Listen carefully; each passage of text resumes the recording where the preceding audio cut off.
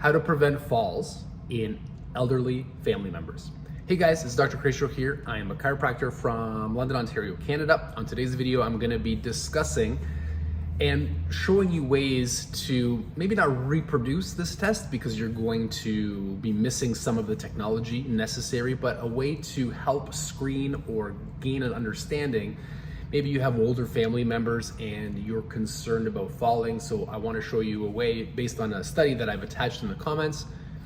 That sounds like the most long-winded intro ever, but I'm going to be discussing a study. I'm going to show you how they measured, and I'm hopefully going to be able to show you a way to apply this to the people who you're looking after at home so they don't fall. But before that, please like, share, and subscribe.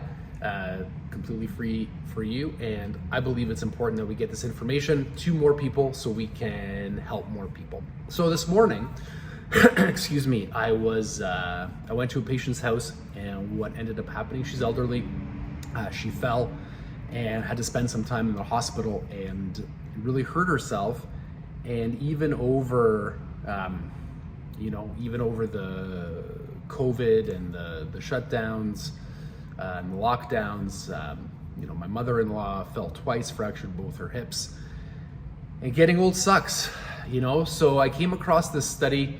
It's from the Gait and Posture Journal, and what they looked at was a way to assess if people were a fall risk. Now, what ends up happening is the first fall is the most critical, according to this research. The first fall is the most critical because you can injure yourself tremendously on the first fall, and then it leads to decreased activity, decreased movement, and the likelihood for a fall to happen again.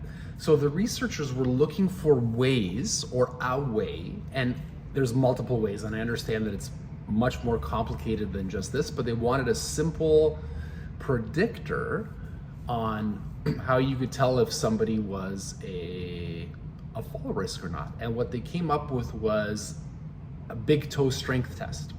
So I'll show you the setup, and I'll show you a way that you can at least try to recreate the results. But the idea is this: the way that we stand, most of the pressure goes through the big toe. And when we get older and conditions like diabetes and foot weakness start to happen, we lose not just the sensation, but the strength in the big toe. And when we have lost that strength, we become infinitely more likely to fall. Now, I must warn you, this does require that you see my feet. So I don't mind my feet, but I know there's people out there that don't love feet. Either way, I'm moving the camera, and I'm going to show you how the test was constructed and what they did. So you have to be barefoot, and I'm on wood. You don't want to be on wood. It says that you want to be on a semi-rough surface, and you're going to take a piece of cardboard. Yes, it's free advertising for myself, about the size of a business card.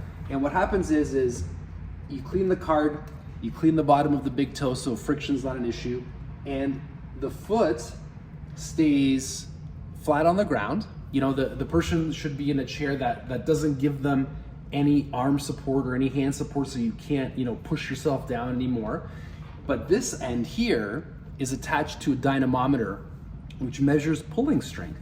And what happens is every second the dynamometer increases in force, and the goal is to try to get them to push down with their toe while the dynamometer, and eventually if you push hard enough, the card will come out. But you want to be able to see if they can generate this downward pressure with their big toe.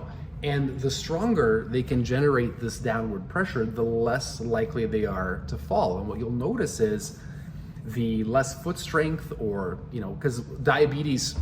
So what you need to know about the big toe is one of the areas, if not the area in your body where blood flow is the slowest. And that's why things like what's that disease with the gout? That's why the big toe is often infected. Gout is uric acid crystallization in the blood, and because the blood flow is slowest through the big toe, that's why the big toe often hurts in conditions like gout.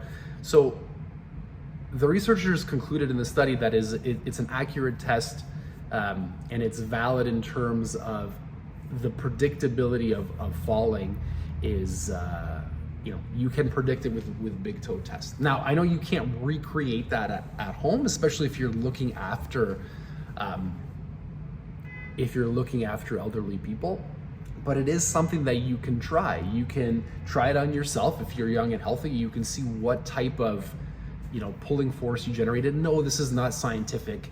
I don't expect you to be able to make a scientific prediction on the fact that you're eyeballing it, but I want you to have an idea if the people that you're looking after are a potential fall risk, because that can really change the game for them. Okay, so if you have any comments or questions, please post them below. Like I said, please like, share, and subscribe. I know there's lots of people who are taking care of elderly people, so I hope this helps. Please let them know about it. Have a wonderful day, and we'll talk to you soon.